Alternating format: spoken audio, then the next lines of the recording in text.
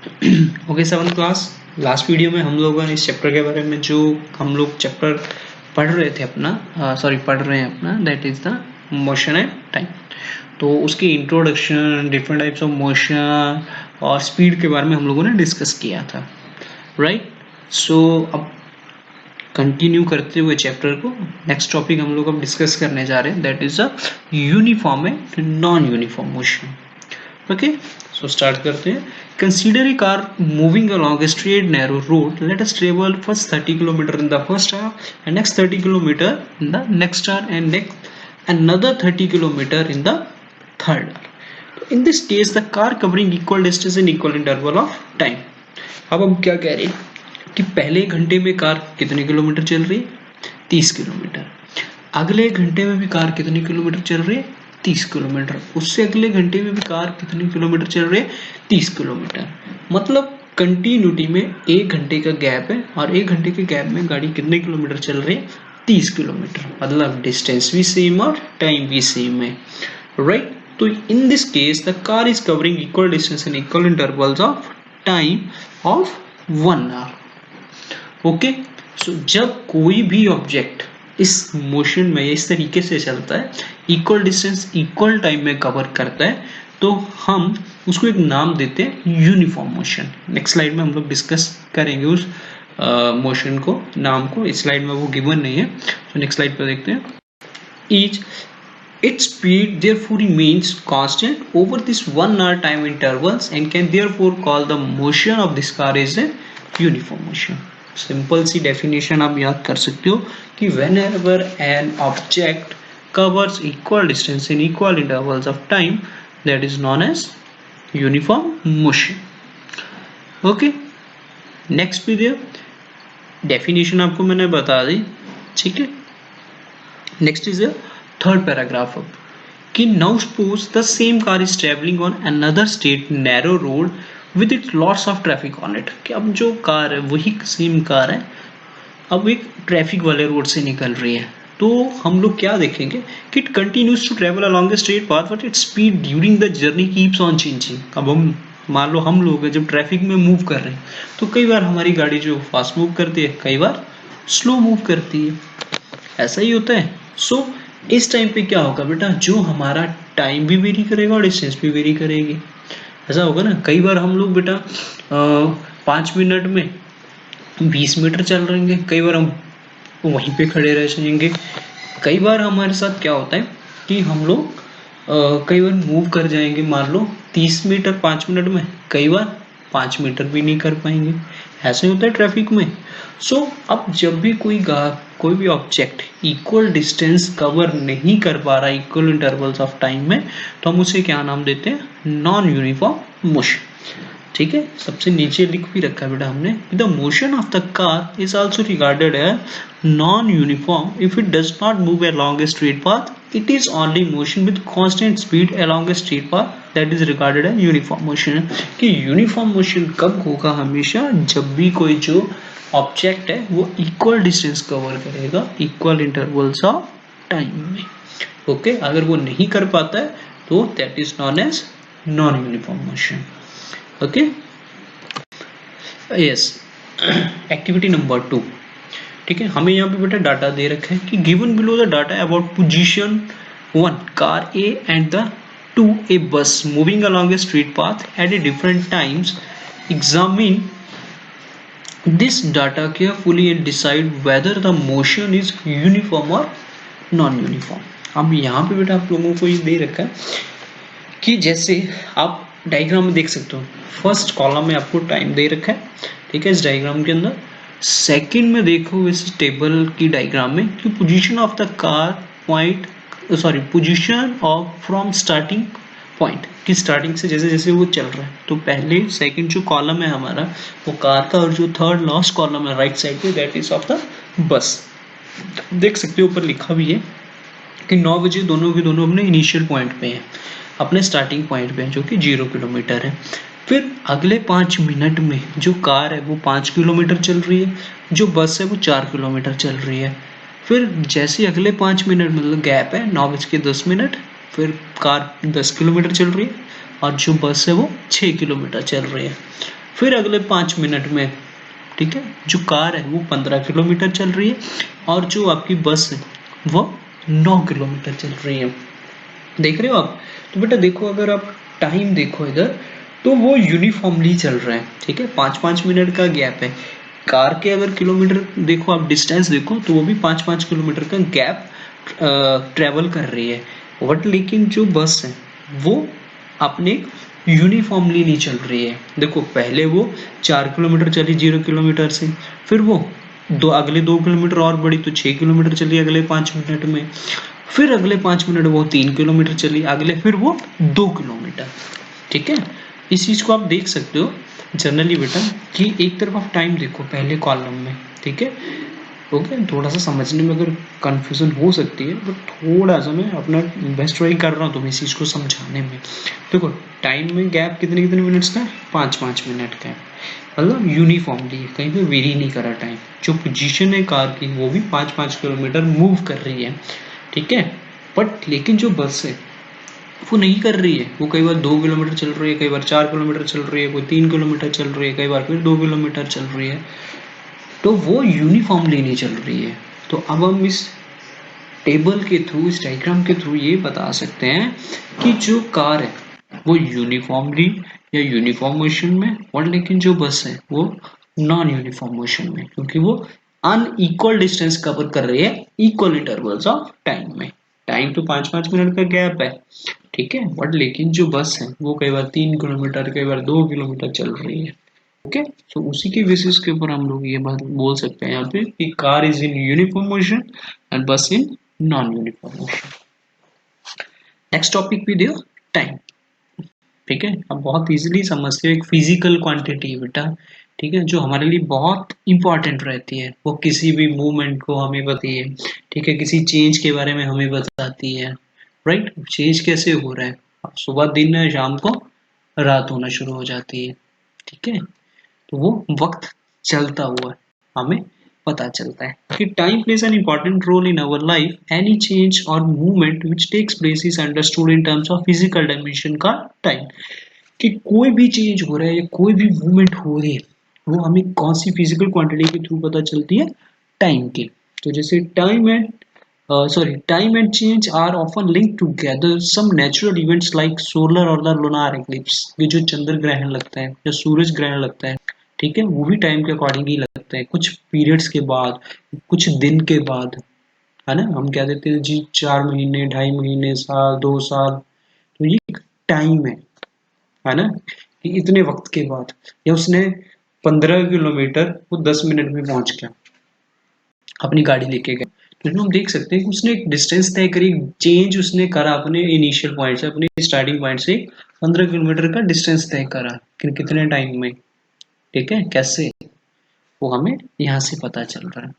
Okay, सुबह होती है, शाम होती है, दोपहर हो रही है, रात हो रही है ना, क्योंकि रोटेशन है, हमें पता है कि 24 घंटे में अपना एक चक्कर पूरा करती है, ठीक है, राइट। ओके, नेक्स्ट पेज है, नेक्स्ट स्लाइड पे देखते हैं अभी हम लोग बेटा। Okay, other natural events repeat themselves over a regular or fixed intervals of time. We refer to such regular repeating events as periodic events. मैं पिछली वीडियो में बात कर चुका हूँ कि ऐसे इवेंट कि जो कंटिन्यूटी में अपने आप होते रहते हैं या कंटिन्यूटी में जो होते रहते हैं बार बार, उसे हम नाम देते हैं पीरियोडिक इवेंट। या ऐसा मोशन जो बार बार होता रहे तो उसे हम नाम देते हैं periodic motion. Okay, next, in ancient times, people used such natural events repeating themselves in regular intervals of time. For example, sunrise, sunset, season in the air, change in the appearance of moon, etc. कि जो पुराना time था तो जो लोग थे वो natural events के बेसिस के ऊपर डिपेंड रहते थे, वो देखते थे, ठीक है, कि जब सूरज चढ़ा तो दिन हो गया, सूरज छिपा, सनसेट हुआ तो वो शाम हो गई, सीजन्स इन एयर, ठीक है, उन्हें पता था कि जैसे अब सर्दी चल रही है, फिर गर्मी आएगी, फिर बरसात आएगी, फिर दोबारा सर्दी आएगी, तो इसके थ्रू वो पता करते थे कि जो चेंजेस आ रहे हैं धीरे धीरे अर्थ के अंदर उनके रहने और बसने में। Changes in the appearance of moon, हमें पता है बेटा कि जो मून है एक महीने में उसकी फेजेस के अंदर चेंज आता है, एसएसटी में आप इसके बारे में पढ़ते हो कि जो फेजेस ऑफ मून्स होती है वो इसके बेसिस के ऊपर भी वो देखते थे, राइट। उसके बेसिस के ऊपर वो देखते थे कि जैसे एक बार पूरा चांद निकला है, फिर हमें पता है एक दिन ऐसा आएगा कि अमावस्या आएगी, चांद दिखेगा नहीं हमें, उसके बाद फिर से वो धीरे धीरे निकलना शुरू होगा। तो इससे उन्हें ये पता चल जाता था कि एक मंथ पूरा हो गया। ओके, तो इस तरीके से बेटा वो अलग अलग तरीके से अपने देखते थे टाइम के बारे में, अपने सीजन्स के बारे में पता लगाते थे, फिर वो दिन और रात के बारे में पता करते थे, ठीक है, एक महीने के बारे में वो पता करते थे। वो इस तरीके से चलते थे, अपने ही बेसिस के ऊपर बनाए हुआ। The time interval between one sunrise and one next was called a day, मैंने ऑलरेडी आपके साथ डिस्कस करा। Similarly month was measured from one new moon to next moon, अभी मैंने डिस्कस करा अर्लियर आपके साथ कि जैसे एक बार चांद पूरा ठीक है, धीरे धीरे क्या होगा, एक दिन आएगा चांद पूरा होगा, धीरे धीरे धीरे वो कम होता जाएगा और एक टाइम आएगा वो बिल्कुल छिप जाएगा, फिर वो दोबारा धीरे धीरे हमें दिखना शुरू होगा, फिर से वो चांद पूरा होगा। तो पूरे चांद से लेकर चांद के छिपने तक का जो टाइम था उसे लोग, जो पुराने लोग थे, वो क्या नाम देते थे, एक मंथ का। Okay. A year was fixed as the time taken by the earth to complete one revolution of the sun.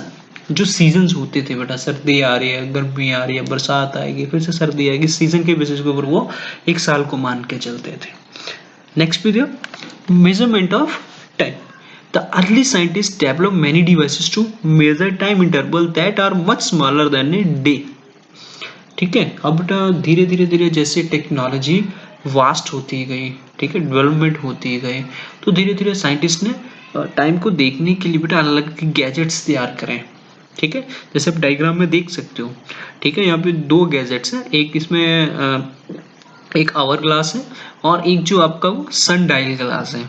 ठीक है, तो ये दोनों हम इस तरीके से बताते थे, इसके बारे में डिस्कस करते हैं अभी। मेजरमेंट ऑफ टाइम में मैं फोर्थ लाइन पे हूँ अभी कि devices like the sundial है जो पहली डायग्राम है, बिल्कुल उसके सामने देखो आप, जो एक एरो सा बना रखा है, that is the sundial. The hourglass and the water clock, यहाँ पे वाटर क्लॉक आपको गिवन है, यहाँ पे आवर ग्लास आपको दे रखा है जो उससे नेक्स्ट है सन डायल से, were use to measure the time. Nowadays we depend on the clock and watches to measure time interval. आज हम लोग बेटा अपने अलग अलग तरीके की घड़ियों के ऊपर डिपेंड है टाइम को देखने के, जैसे हम कहते हैं 1 बज गया, 2 बज रहे हैं, 3 बज रहे हैं, 6 बज रहे हैं। ठीक है, इस तरीके से आज हम लोग टाइम देखते हैं, मिनट्स में, सेकंड्स में, आवर्स में। Clocks and watches are the time measuring device that now we use most often. Obviously बेटा आज हम लोग घड़ियों का यूज कर रहे हैं टाइम देखने के लिए, है ना। ठीक है, हम लोग ये नहीं कहते कि जी रात के 2 बज रहे हैं, सुबह के 6 बज के, शाम होने को आ रही है, 6 बज रहे हैं, 4 बज रहे हैं, तो हम लोग इस वे में बता सकते हैं, है ना। ओके, और आज हम लोग घड़ियों के ऊपर ही डिपेंड अपनी टाइम को देखने के लिए।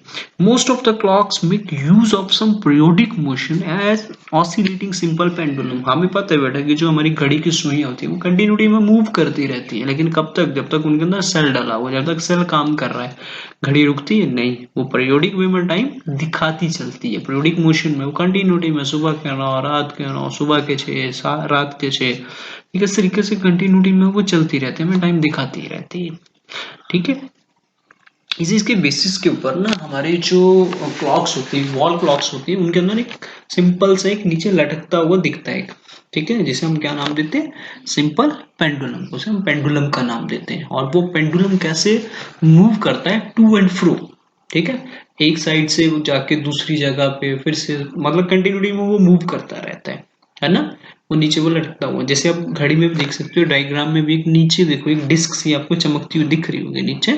ठीक है, तो अब वो एक पेंडुलम है। इजीली आपके घरों में वॉल क्लॉक्स होंगे जिनके अंदर ये लगा होगा, या आप लोग कहीं विजिट्स करते हो, ठीक है, कहीं म्यूजियम्स में, बड़े बड़े हॉल्स में, ठीक है, तो वहां पे भी इस तरीके से, या बड़े बड़े टावर्स होते हैं, वहां पे लगी होती है घड़ियां और उनके नीचे ये पेंडुलम लगा होता है।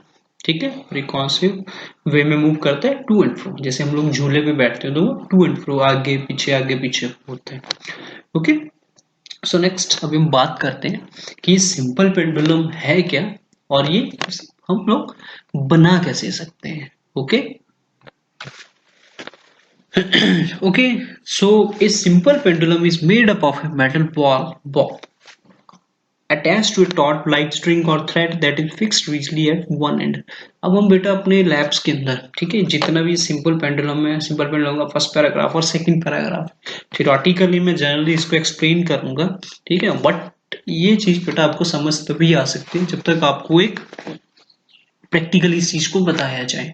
ओके, सो बेटा इस वीडियो के अंदर मैं दूसरी वीडियो को एंटर नहीं कर सकता, बट इतनी सी कोशिश मेरी जरूर रहेगी कि बेटा ये जो हमारी एक्टिविटी है we can sorry we will discuss it later on during our regular class, ठीक है, and we will definitely do it. Okay, क्योंकि तुम्हें इस बार इस टाइम पे मैं थ्योरेटिकली बता तो दूंगा, लेकिन वो तुम्हें प्रॉपर समझ में नहीं आएगी वो चीज। चलो फिर भी कोशिश करते हैं, ठीक है, शायद मैं भी ट्राई करता हूँ, आपको समझ आ भी जाए मेरी बात, ठीक है, बट डोंट वरी, अगर नहीं समझ आएगा तो we can sorry we will discuss it in practical पे, ठीक है, हम लोग बाद में डिस्कस करेंगे सर रेगुलर क्लासेस टाइम पे। तो क्या कह रहे हैं आपको मैं हिंदी में ही बता देता हूँ जो 2 पैराग्राफ्स में लिखा हुआ है, ठीक है, आपको बीच में पढ़ने की जरूरत भी नहीं है, मैं दोनों को डायरेक्टली आपको बता देता हूँ।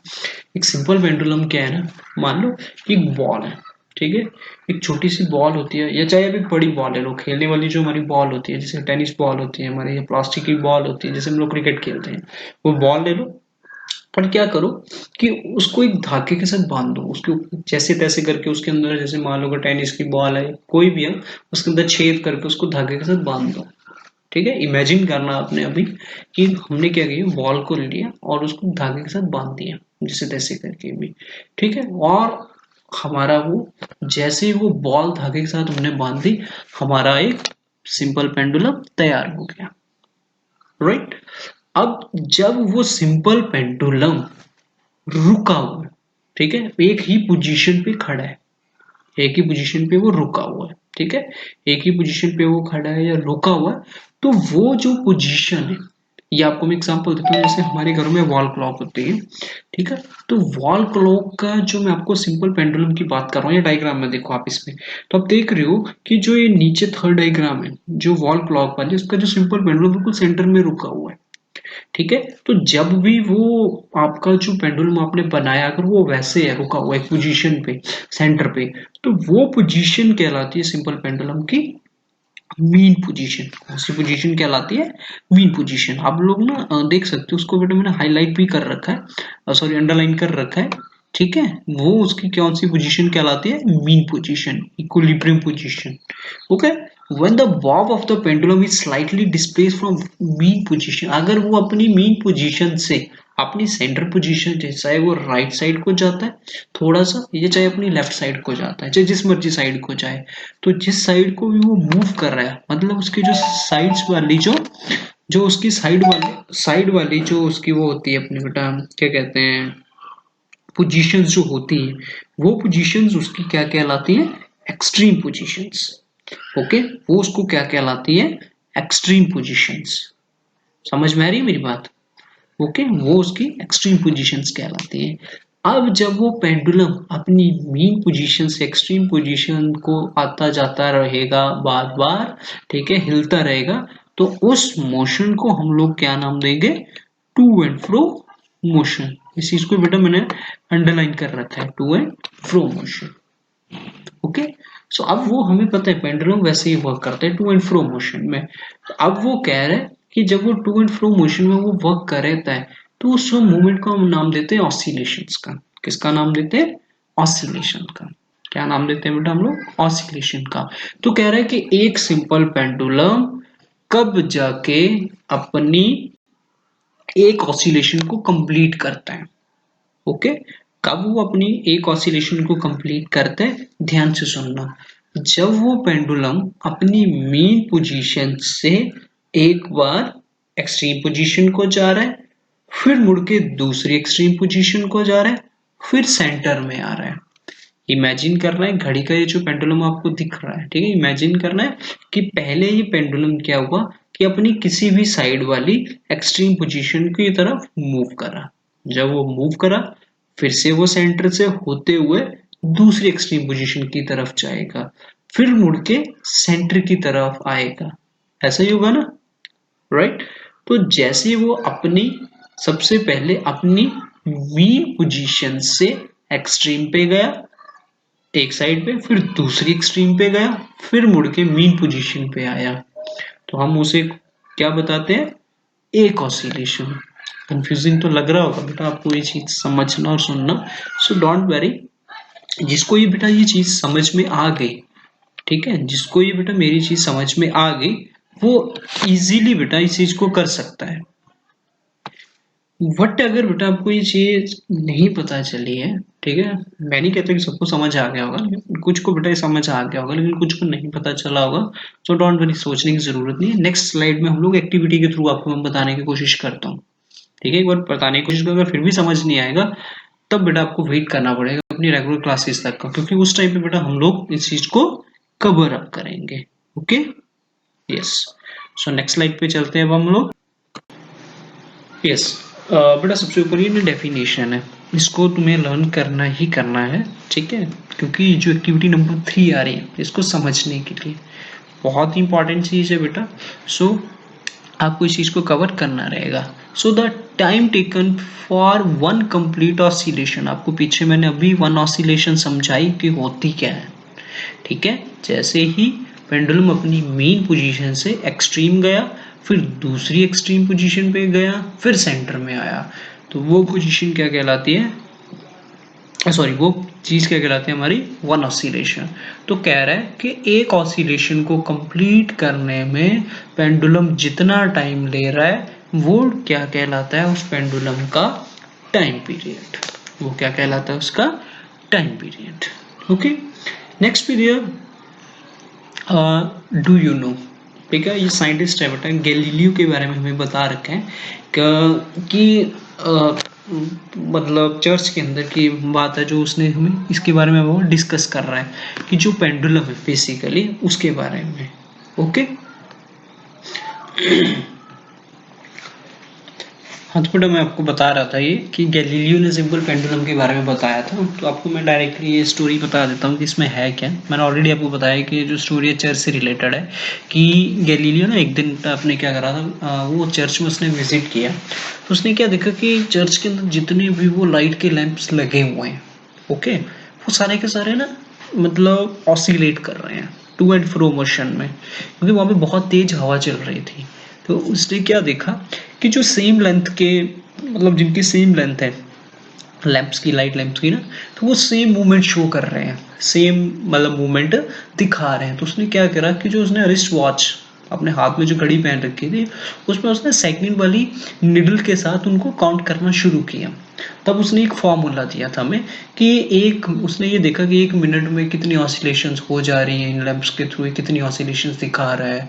तब उसने टाइम पीरियड के बारे में बताया था और ऑसिलेशन के फॉर्मूले के बारे में बताया कि जब भी हमें किसी का टाइम पीरियड निकालना है, ठीक है, कोई भी चीज़ जब वो oscillation to and fro motion में मूव कर रही है तो हमें उसका अगर टाइम पीरियड निकालना है तो उसमें बेटा ये जो गैलीलियो का दिया एक्सपेरिमेंट था जो उसने वहाँ पे करा था चर्च के अंदर, ठीक है, ऑब्जर्व करा था, उसी के बेसिस के ऊपर ये बताया गया है, ठीक है। तो एक्टिविटी नंबर 3 के बारे में हम उसी के बारे में पढ़ेंगे। सो डू यू नो इतना इंपॉर्टेंट नहीं है, अभी जो ये फॉर्मूला है बिल्कुल नीचे एक्टिविटी नंबर 3 का ये इंपॉर्टेंट है। और इससे नेक्स्ट स्लाइड आएगी एक जिसमें हम लोग मैंने ऑलरेडी कुछ कैलकुलेशंस कर रखी हैं, अगर तुम्हें फर्दर अपनी कॉपी के ऊपर कभी करना है उसके बारे में जानना है तो हम लोग इजीली वहां से उस चीज को कर सकते हैं। सो ठीक है, एक्टिविटी नंबर 3 कि to measure the time period of a simple pendulum.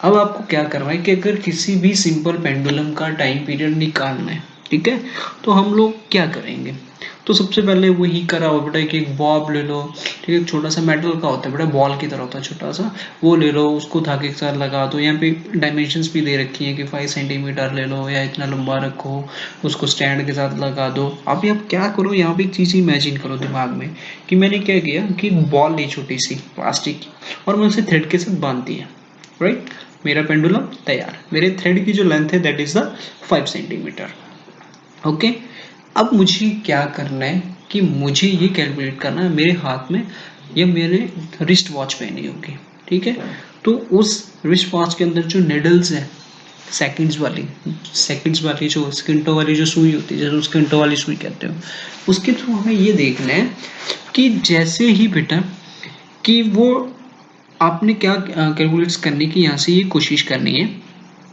कि वो जो 10 ऑसिलेशंस है वो कितने टाइम पीरियड में कंप्लीट कर रहा है। आपने क्या करना है कि एक तरफ से आपने उसको टू एंड फ्रो मोशन में स्टार्ट करने लगा देना और दूसरी तरफ से टाइम को वॉच करना शुरू कर देना, अपना टाइम काउंट करना शुरू कर देंगे। एक तरफ आपकी ऑसिलेशंस काउंट हो जाएंगी, जैसे ही आपके 10 ऑसिलेशंस काउंट हो गए फटाफट से अपनी घड़ी की तरफ देखो, तो हम लोगों को ये पता चल जाएगा कि उसने 10 ऑसिलेशंस को कंप्लीट करने में 5 सेकंड लगाए, 10 सेकंड लगाए, 20 लगाए, 25 लगाए। वो हमारी स्पीड के ऊपर मैटर करता है कि हमने कितनी स्पीड के साथ उसको फ्लो मोशन पे लगाया है। ठीक है, हो सकता है वो 10 सेकंड में 10 ऑसिलेशन करे, हो सकता है वो 5 सेकंड्स में कर ले 10 ऑसिलेशन, राइट। तो इस चीज को हमें करना है, यही इस एक्टिविटी में दिखाया हुआ है। व्हाट यहाँ पे आपको सारा कुछ गिवन है, थ्रेड की लेंथ कितनी है, बट एक फॉर्मूला आएगा नेक्स्ट स्लाइड में, बेटा आपको उसके बारे में मैं बताता हूँ ये फॉर्मूला क्या है, कि अगर जब भी हमें ऑसिलेशंस निकालनी है, ठीक है, तो हम लोग कैसे उसको निकालेंगे। ओके, सो लास्ट लाइन पढ़ते हैं कि अगर हम अब जैसे हम लोगों ने यहाँ पे 10 का लिया था, कितने का लिया था, 10 का एग्जांपल, आप 20 ऑसिलेशंस का भी टाइम पीरियड देख सकते हो, 5 ऑसिलेशंस का भी कैलकुलेट कर सकते हो, 100 का भी, 80 का भी, 70 का भी, ये हमारे ऊपर डिपेंड करता है। तो इन्होंने यहाँ पे बेटा 10 ऑसिलेशंस का देखा है कि 10 ऑसिलेशंस ये सिंपल पेंडुलम कितने सेकंड्स में कवर कर रहा है, तो उसी के बेसिस के ऊपर ये बताया हुआ है। ठीक है, तो इन्होंने जितना भी इस स्लाइड में या नेक्स्ट स्लाइड जो हम लोग देखेंगे, तो इन्होंने 10 ऑसिलेशंस वाला फॉर्मूला लगाया है। ओके, सो लास्ट लाइन ऊपर का बेटा जितना भी था मैंने आपको बता दिया, ठीक है, कि उसकी मूवमेंट करानी है, फिर हमें उस गिनना, तो हमें उस टाइम पीरियड को ही है कि 10 ऑसिलेशंस कितने टाइम पीरियड में पूरी हो गई, बता मैंने आपको दिया कि उसको आपको बनाना कैसे है। सो लास्ट लाइन अब रीड करते हैं कि the time period of this time divided by 10, right. फिर से मैं रिपीट कर रहा हूं कि यहाँ पे ये क्या है, फॉर्मूला अगली स्लाइड में है, आप लोग वहां पे देख सकते हो। ठीक है, कि the time period of this time measured in second, की जो हम लोगों ने देखा है, for the 10 repeat the above activity a few times and record your observations in the tabular form। ठीक है, अब वो कह रहा है कि अब अपने बेसिस के ऊपर देख लो, जो मैंने आपको ऑलरेडी बताया। ठीक है, फॉर्मूला नेक्स्ट स्लाइड से आपको मैं बताऊंगा, ओके, कि कैसे हम लोग उसको कैलकुलेट करते हैं। ओके, सो नेक्स्ट स्लाइड में देखते हैं हम लोग।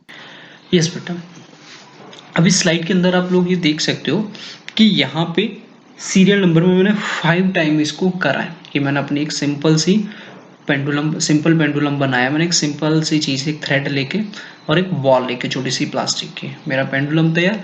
फिर मैंने क्या किया कि उसकी 10 ऑसिलेशंस काउंट करी। तो जब मैंने फर्स्ट टाइम 10 ऑसिलेशंस काउंट करी, तो उसने 10 ऑसिलेशंस कितने सेकंड्स में पूरी करी, 20 में, दूसरी बार 30 में, तीसरी बार 10 सेकंड्स में, चौथी बार फिर से 30 सेकंड में, पांचवी बार फिर से 20 सेकंड में। तो ये टाइम पीरियड है जो मैंने ऑब्जर्व करवाया, आप लोग भी इसको करके देख सकते हो, स्कूल में भी हम लोग इसको एक्सपेरिमेंटली करेंगे। सो नाउ अब बात आ रही है फॉर्मूले की, कि कैसे हम लोगों को टाइम पीरियड निकालना है। तो आप देख सकते हो बेटा, यहाँ पे मैंने ये आपको एक एनसर्कल कर रखा है, जो फॉर्मूला है वो मैंने बेटा आपका एनसर्कल कर रखा है। ठीक है, कि जब भी आपको लोगों को निकालना है टाइम पीरियड किसी भी एक पर्टिकुलर पेंडुलम के ऑसिलेशंस का, okay, this is the formula. तो आप देख सकते हो कि टाइम पीरियड मुझे निकालना था सेकंड्स में, तो टाइम टेकन फॉर 10 ऑसिलेशंस, आपको मैंने क्या बोला कि मैंने 10 ऑसिलेशंस के लिए देखा कि कितना टाइम है।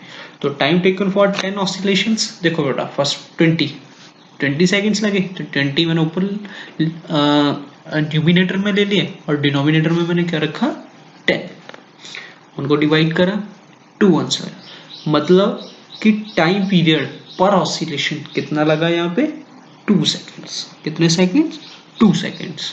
दूसरे की अगर मैं बात करूं तो 30 सेकेंड्स डिवाइड करा 10 ऑसिलेशंस के लिए, मतलब 3 सेकेंड पर ऑसिलेशन। तीसरी बार जब हमने करा तो 1 सेकेंड पर ऑसिलेशन, चौथी बार हमने करा तो 3 सेकेंड पर ऑसिलेशन। ओके, तो अभी आप लोगों को ये फॉर्मूला याद रखना ज्यादा जरूरी है।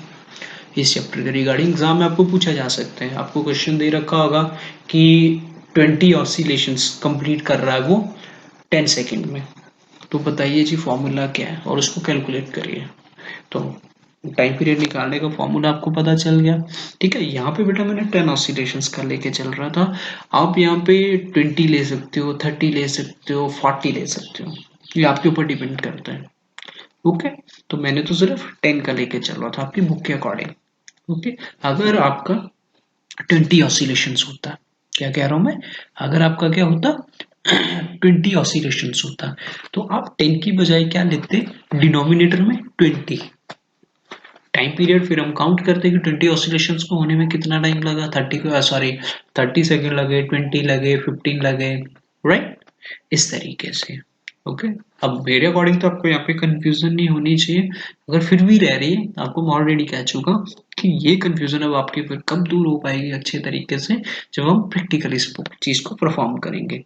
बार बार आपके साथ मैं डिस्कस कर रहा हूँ बेटा, सब्जेक्ट ही ऐसा है, क्योंकि वीडियो के अंदर मैं और वीडियो ऐड कर नहीं पाऊंगा, यहाँ पे पॉसिबल नहीं है। ठीक है, कुछ एक को समझ में आ गया होगा, कुछ को नहीं आया होगा, but don't worry, we can perform it during a regular classes. हम कर सकते हैं इसको उस टाइम पे, बहुत इजी टाइम हमारे पास बहुत होगा। ओके, सो नेक्स्ट स्लाइड पे बात है, इस को सिंपल सी चीज है, कोई ज़्यादा डिफिकल्ट चीज नहीं है। यहाँ पे क्या कह रहा है कि जनरली जो हमारा बेटा यहाँ पे एक क्लॉक और wrist watch run continuously and can be use to note time, हमें पता है कि हम लोग क्लॉक का यूज करते हैं टाइम देखने के लिए, however they can not be use to measure the accurately short time intervals. अब हम लोग कई बार बेटा बहुत शॉर्ट इंटरवल्स होते हैं, कई बार हम लोग देखते हैं कि मैराथन्स होते हैं, एथलीट्स की परफॉर्मेंस, इवन दो जब हमारे स्कूल में बेटा एथलेटिक बीट होती है ना, तो जब हमारे स्कूल के जो कैंडिडेट्स जो पार्टिसिपेंट्स होते हैं, जो पार्टिसिपेट करते हैं एथलेटिक मीट में, तब वो रन करते हैं, ठीक है, आप भी करते हो, है ना, तो आप देखते हो कि मैंने 10 मिनट 5 सेकंड में मैंने ये दौड़ पूरी कर ली जी, मैंने सर ये इतने, अगर मान लो 100 मीटर सर ये 35 सेकंड में पूरी कर ली। कई बार क्या होता है बेटा कि आप लोगों को फर्स्ट, और जो फर्स्ट आता है या जो सेकंड आता है, जो थर्ड आता है, उनमें ना मिली सेकंड्स का फर्क होता है, मतलब सेकंड से भी कम का टाइम होता है। तो उस टाइम को तो हम लोग हमारी जो हमारी जो रिस्ट वॉच है वो तो मेजर कर नहीं सकती, तो उस सेकंड से भी छोटे टाइम को मेजर करने के लिए ना हमारे पास एक और क्लॉक होती है, जिसे हम नाम देते हैं स्टॉप क्लॉक। क्या नाम देते हैं, स्टॉप वॉच। सॉरी मैं गलत बोल गया थोड़ा सा, my mistake, sorry, that is a stop watch. क्या नाम देते हैं हम उसको, स्टॉप वॉच। ठीक है, आज के दिनों में बेटा उसका यूज करा जा रहा है, समझ में आ रही है मेरी बात, that is non as stopwatch. Okay, nowadays we use digital or quartz crystal clocks have suitable circuits in them. These clocks are much precise than pendulum clocks. Obviously बेटा आज के टाइम में बहुत सारे हमारे घरों के अंदर डिजिटल क्लॉक्स होती हैं, है ना, उनमें निडल्स नहीं होती, डायरेक्ट टाइम हमें शो होता है ना, ये क्वार्ट्ज क्रिस्टल्स की बनी होती हैं, ठीक है, उसके हमें टाइम शो होता रहता है। आज हमें पेंडुलम क्लॉक्स की बहुत कम जरूरत है, आज हमारे घरों में जो भी घड़ी है, ठीक है, पहले के टाइम में बेटा ज़्यादा यूज होता था इनका, आज धीरे धीरे इनका जो चलन है वो कम होता जा रहा है। ओके, डू यू नो, ये चीज़ इंपॉर्टेंट है, ऊपर का पैराग्राफ इतना इंपॉर्टेंट नहीं है बेटा। So automobiles are fitted with devices that directly measure the distance covered in kilometre. Okay, अब बेटा आप इजी देख सकते हो कि जनरली हमारे जो व्हीकल्स होते हैं, चाहे बेटा हमारी स्कूटीज है, बाइक है ना, या चाहे हमारा क्या कहते हैं, कार है, ट्रेन है, बस है ना, जीप है, चाहे कोई भी ऑटोमोबाइल है बेटा हमारा, उसके अंदर ना 2 मीटर पक्का लगे होते हैं, ठीक है, वो ऑलरेडी उसके अंदर इंस्टॉल्ड होते हैं। एक होता है बेटा आपका स्पीडोमीटर, जो हमें स्पीड के बारे में बताता है, गाड़ी कितनी स्पीड के साथ चल रही है, ठीक है, और एक होता है बेटा ओडोमीटर, यहाँ पे लिख भी रखा है लास्ट लाइन में बोल्ड लेटर्स में, ओडोमीटर। ओडोमीटर बेटा वो मीटर होता है जो किसके बारे में हमें बताता है, वो हमें बताता है बेटा गाड़ी कितने किलोमीटर चल चुकी है, मतलब 10,000 5,000 किलोमीटर चल चुकी है, 600 किलोमीटर चल चुकी है, 700 किलोमीटर गाड़ी चल चुकी है, वो गाड़ी की ना डिस्टेंस, कि हमारी गाड़ी जब से हम लोगों ने खरीद रखी है, ठीक है, वो तब से कितने किलोमीटर चल चुकी है, ठीक है। अगर हम बात करें ऑडोमीटर की ना, तो वो ऑडोमीटर सेंटर में होता है, ठीक है, जैसे आपको मैं ऑलरेडी बता रहा हूँ, जैसे यहाँ पे देखो एक बेटा मैंने ये सर्कल सा बना रखा है ना, तो ये मान लो कि जो सर्कल है हमारा स्पीडोमीटर है ना, और इसके ना बिल्कुल सेंटर में, ठीक है, इसके ना सेंटर पोर्शन पे बेटा, ठीक है, कई गाड़ी के सेंटर, कईयों के बेटा एनालॉग होते हैं और कईयों के ना बेटा डिजिटल होता है। तो आप देख सकते हो कि जैसे ही मैंने बना रखा है रेक्टेंगल सा, है ना, इसके अंदर ऐसे। बाकी बेटा आपका क्या होता है कि बाकी यहाँ पे इसकी जो साइड्स हैं, है ना, जैसे ये जो साइड्स हैं, तो इन साइड्स के ऊपर ना जैसे आप देख सकते हो मैंने लाइन लगा रखी है ये, ठीक है, साइड के ऊपर। तो यहाँ पे स्पीड लिखी होती है, ठीक है, यहाँ पे क्या लिखी होती है बेटा, स्पीड लिखी होती है। जैसे यहाँ पे लिखा होगा 20, है ना, या यहाँ पे लिखा होगा 40, है ना, यहाँ पे ऐसे करके, या यहाँ पे लिखा होगा ऐसे 60, है ना, इस तरीके से लिखा होगा बेटा यहाँ पे।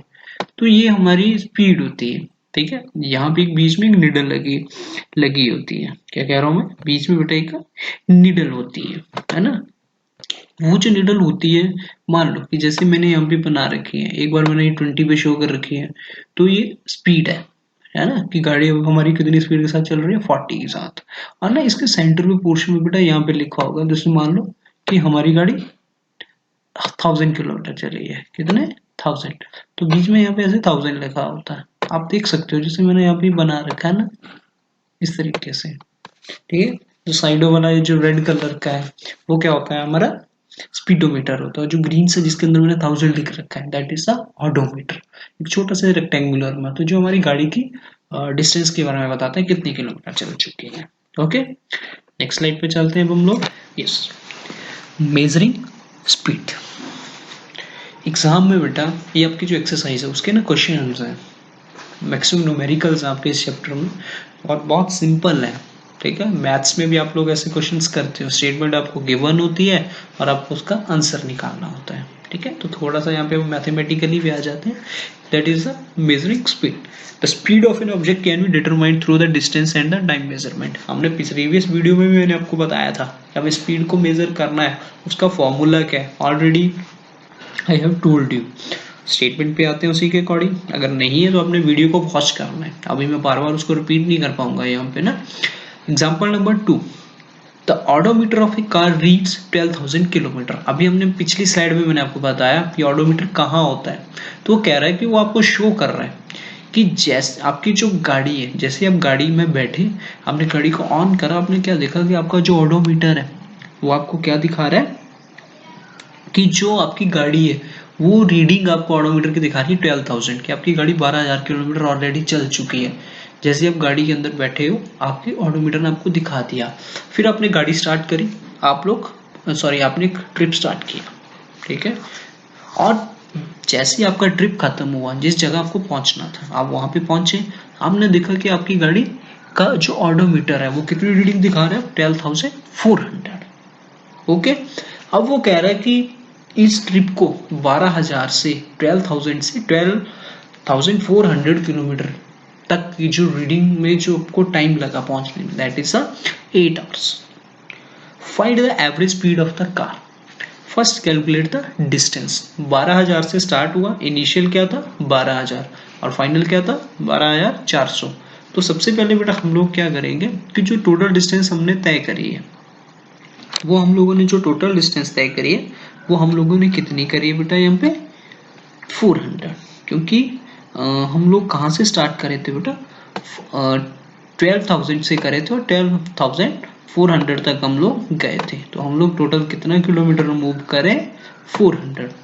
आसान है बेटा, ऐड सब्सट्रैक्शन तो आपको आती है, आप लोग ध्यान से समझ के देख सकते हैं उसको। यहाँ पे टाइम टोटल हमारा 8 आवर्स, डिस्टेंस आपको पता चल गई, टाइम आपको पता चल गया, डिवाइडेशन करके हमारा आंसर आ गया। कोई कंफ्यूजन यहाँ से नहीं होनी चाहिए। पहले भी हम लोगों ने डिस्कस कर रहे थे, यहाँ पे हम लोग डिस्कस कर रहे हैं इस चीज पर। ओके, नेक्स्ट स्लाइड पे आते हैं अब हम लोग। ये कुछ और एग्जांपल्स हैं बेटा हमारे पास यहाँ पे, ठीक है, सिंपल से हैं। ओके, इस एग्जांपल्स के थ्रू भी आप समझ सकते हो, ठीक है। ये कैलकुलेशन भी बिल्कुल सिंपल सी है। आपको मैं पिछली वीडियो में ही बेटा जो आपके क्या कहते हैं, जो आपकी फॉर्मूलाज थे, जैसे डिस्टेंस का क्या फॉर्मूला यहाँ पे मैंने देखो टिक कर रखी है, ठीक है। टाइम के फॉर्मूले पे मैंने टिक कर रखी है, स्पीड का मैंने आपको प्रीवियस वीडियो में बताया था, उसी के बेसिस के ऊपर ये एग्जांपल है। कैलकुलेशन में बिल्कुल सिंपल है। पिछला क्वेश्चन अभी हम लोगों ने जो प्रीवियस स्लाइड में करा वो स्पीड निकालनी थी हमें, है ना, वहां से हमें क्या कैलकुलेट करनी थी, उसकी स्पीड। अब यहाँ पे जो क्वेश्चन एग्जांपल नंबर 3 स्टेटमेंट को पढ़ते हैं, फिर आप खुद समझ जाओगे कि हमें यहाँ पे क्या चीज पूछी हुई है कि the Shatabdi express take 6 hours, 6 hours मतलब time, to travel from New Delhi to Lucknow. Delhi से लखनऊ तक गाड़ी चली शताब्दी एक्सप्रेस, उसने 6 घंटे लगाए और गाड़ी की जो स्पीड थी वो 80 किलोमीटर पर आवर थी। तो बताओ उसने कितना डिस्टेंस तय करा नई दिल्ली से लखनऊ तक। स्पीड गिवन है, टाइम गिवन है, डिस्टेंस फॉर्मूला तुम्हें पता है, स्पीड इनटू टाइम, वही हमारा आंसर है। समझ में आई मेरी बात? ठीक है, यहाँ पे आपको ये जो मैंने कुछ इनसर्कल कर रखा है, ये चीज आपको थोड़ा सा कंफ्यूजिंग करेगी कि ये इसके डिविजिबल फॉर्म में ये एच क्यू लिख रखा है ना। तो इसके लिए आपने कंफ्यूज नहीं होना, डायरेक्टली क्या बेटा यहाँ पे ये आपका जो 80 है, ठीक है, जो 80 है उसको डायरेक्टली 6 के साथ मल्टीप्लाई किया हुआ। ओके, कंफ्यूजन नहीं है आपको यहाँ पे, ये डायरेक्टली 80 को 6 के साथ मल्टीप्लाई किया और आपको मल्टीप्लीकेशन तो आती है, 86 से 480, राइट, ये चीज है। यहाँ पे जैसे मैंने, आप देखो इन्होंने क्यों लिख रखा है ऐसा, ठीक है, आपके जो मैथ्स का टीचर आपको इसलिए समझा देगा इस चीज को, अगर आपने नहीं करा है तो आपको मैं बता देता हूँ। देखो बेटा यहाँ पे मतलब होता है, जैसे आपको यहाँ पे स्पीड लिख रखी थी 80 किलोमीटर पर आवर, है ना, तो पर आवर का मतलब होता है कि जो किलोमीटर है वो न्यूमिनेटर में और जो आवर है, जो एच है, वो किस में, डिनोमिनेटर में है। तो किस में है, डिनोमिनेटर में। तो अब यहाँ पे आप देख सकते हो बेटा कि इसीलिए यहाँ पे जो एच है वो डिनोमिनेटर में लिखा हुआ है। जब भी पर आवर, पर मिनट, पर सेकेंड हो, तो जो पर का मतलब होता है कि जो पर के आगे वर्ड जो भी लिखा है वो किस में जाएगा, डिनोमिनेटर में। ओके, इसीलिए तो यहाँ पे कंफ्यूज नहीं होना आपने ज्यादा। उसके बाद कह रहा है कि अगर आप किसी ऑब्जेक्ट पे अगर आपको क्या कैलकुलेट करना है, टाइम कैलकुलेट करना है। क्या कैलकुलेट करना है आपको, टाइम कैलकुलेट करना है, तो आप ये इस फॉर्मूले का यूज कर सकते हो। ठीक है, नेक्स्ट स्लाइड में हम लोग इसके बारे में डिस्कस करते हैं अब। यस, बहुत सिंपल सा है, ठीक है। तो यहाँ पे आप देख सकते हो कि the distance from Delhi to Chandigarh is 250 kilometre. Distance given है, a bus travel at a average speed of 50 kilometre per hour. ठीक है, कि जनरली क्या कह रहा है वो, कि जो आपकी गाड़ी है, ठीक है, वो 250 किलोमीटर चल रही है न्यू दिल्ली टू चंडीगढ़, और उसने कितनी स्पीड के साथ चल रही है, 50 किलोमीटर पर आवर। तो बताओ कि इस 250 किलोमीटर को वो कितने टाइम में कवर करेगा। डिस्टेंस गिवन है, स्पीड गिवन है, फॉर्मूला लगा के हमारा आंसर आ जाएगा। कोई कंफ्यूजन है, नहीं होनी चाहिए, बिल्कुल सिंपल कैलकुलेशन है। इसके एक्सरसाइज का पार्ट आएगा, हम लोग नेक्स्ट वीडियो में उसके बारे में भी डिस्कस करेंगे। ओके, आज इस वीडियो में बेटा हम लोग यहीं तक बात कर रहे हैं। इससे नेक्स्ट जो आप देख रहे हो स्लाइड के अंदर, ये जो ग्राफ्स, छोटा सा टॉपिक है, कोई बहुत बड़ा नहीं है, बट ये आपके लिए एक न्यू वन है। मैथ्स में आप लोग इसके बारे में पढ़ते हो, लेकिन साइंस में भी हम लोग इसके बारे में पढ़ेंगे कि कैसे इसको अप्लाई किया जाता है। ठीक, साइंस के अंदर ग्राफ्स को कैसे इंक्लूड करा जाता है, इसके क्या क्या यूजेस रहते हैं। ओके, तो यहाँ से बेटा हम लोग नेक्स्ट पढ़ेंगे, हमारे चैप्टर का लास्ट टॉपिक है। ओके, इसके फर्दर आपका आगे इस टॉपिक के बाद हमारी एक्सरसाइज, उसके क्वेश्चन आंसर, उसको बेटा हम लोग नेक्स्ट वीडियो में डिस्कस करेंगे। अभी जितना भी हमने यहाँ तक कवर करें, इसको आपने अच्छे से कवर करना है। कोई प्रॉब्लम रहती है, मैं वीडियो के साथ साथ में बोलता रहा हूँ कि कई जगह आपको प्रॉब्लम आ सकती है, तो उसको बेटा हम लोग अभी सॉल्व नहीं कर सकते, we can discuss it in our classroom. Okay, thank you.